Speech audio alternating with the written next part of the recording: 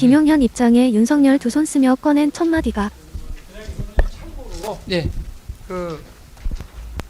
이제 경호 업무 중에 경비 안전이 있고 이제 경호가 있지 않습니까? 경호는 경호 대상자인 사람이고요. 경비 안전은 기본적으로 예, 장소와 시설입니다. 고 물론 사람에 대해서 할 때도 이를테면 대통령이 해외 나간다, 수행한다 그러면 호텔 방이라든지 이런 시설에 대해서 들여다보죠. 그러나 무슨 뭐 근본적인 어떤 장소와 시설, 그거는 경비 안전이 하는 겁니다. 그 증언 네. 관련해서는 증언 다 네. 마치고 혹시 네. 뭐 그 그래서 증언 관련 하실 말씀 따로 시간을 드릴 테니까요. 예, 그때 한번 모아서 하셔도 되고 일단 김용현 증인 출석하셨고 김용현 증인은 변호인의 신청으로 증인이 채택해서 오늘 신문하게 되었습니다. 일단 선서하고 증언하실 텐데 뭐 아시겠지만 선서하고 증언하면서 기억에 반하는 진술하게 되면 위증죄로 처벌받을 수 있고요.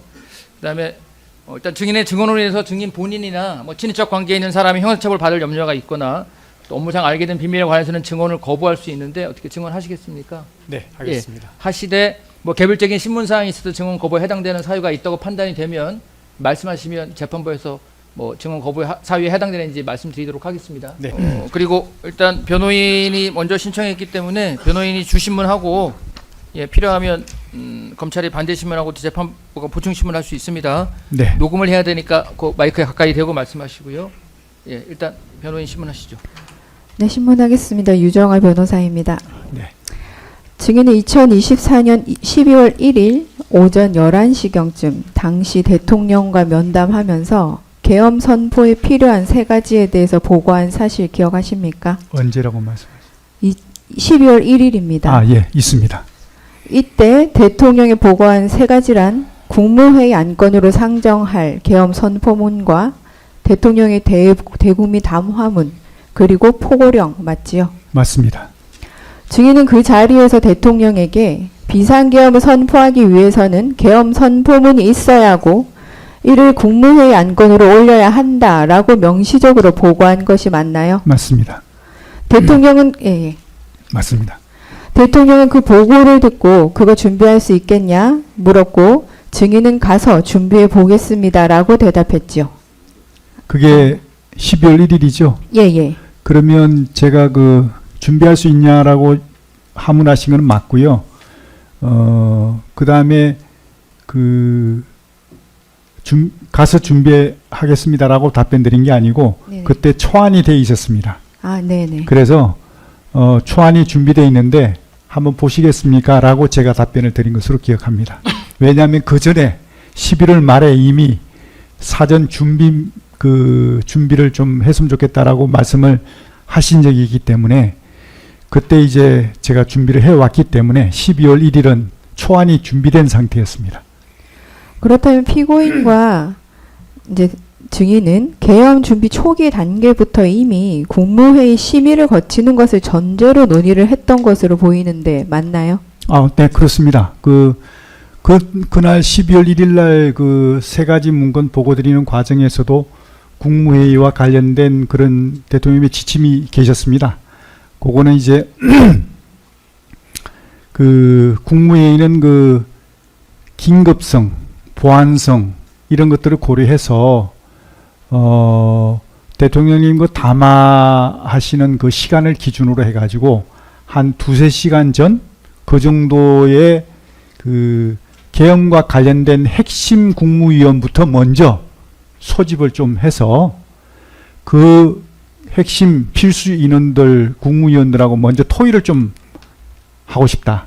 그래서 논의를 먼저 하시고 그 논의가 끝날 때 마무리될 때쯤 돼서 기타 추가적인 국무위원들 소집을 좀 하고 가능한 인원들 소집을 해서 정족수가 채워지면 바로 국무회의를 진행했으면 좋겠다.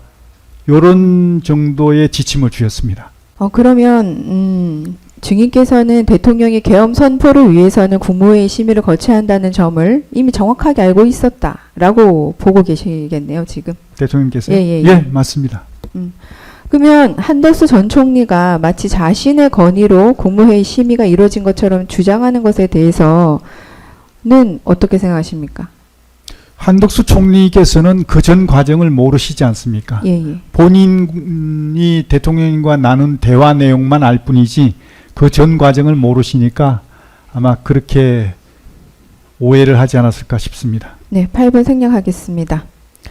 그럼 대통령의 비상계엄 선포에 관한 최종적인 결심이 그럼 12월 2일 밤에 이루어진 것으로 알고 있는데 사실인가요?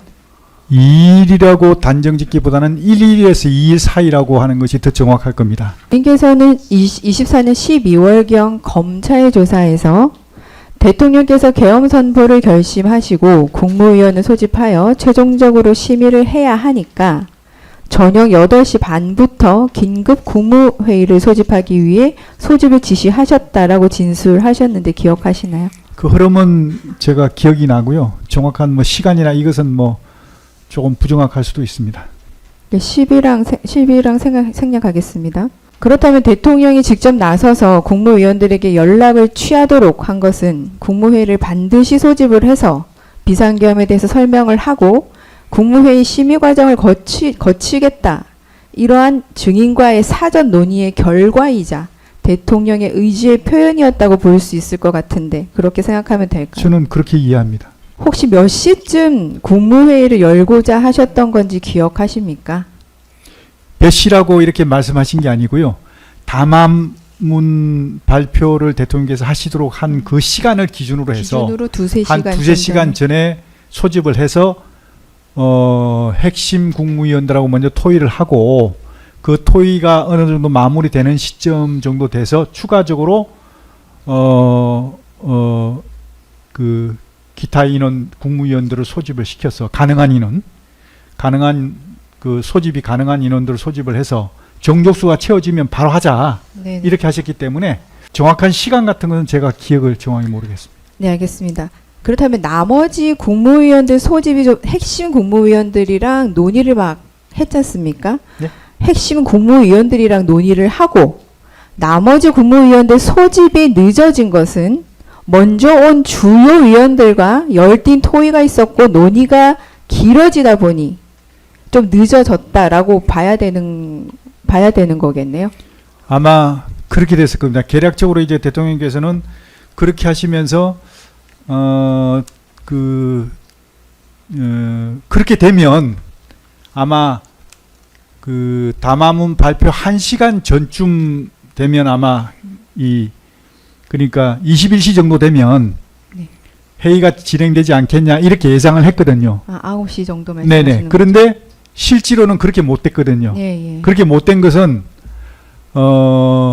예상보다 이게 이 핵심 국무위원들과의 토의가 굉장히 좀 길어졌습니다. 네, 네. 그래서 이 결과를 또 이게 봐야 되기 때문에 그 토의가 길어지는 관계로 해서 추가 국무위원들 소집이 늦어졌던 것으로 저는 기억합니다. 그럼 15항은 생략하고 16항 하겠습니다. 당시 대통령은 한덕수 전 총리에게 비상계엄은 비상적 상황이라는 의미에서 주례 국무회의처럼은 할 수 없다라고 말씀하셨다는 부분 기억하시나요? 주례 국무회의처럼 할 수 없다. 워딩은 기억나진 않는데 네.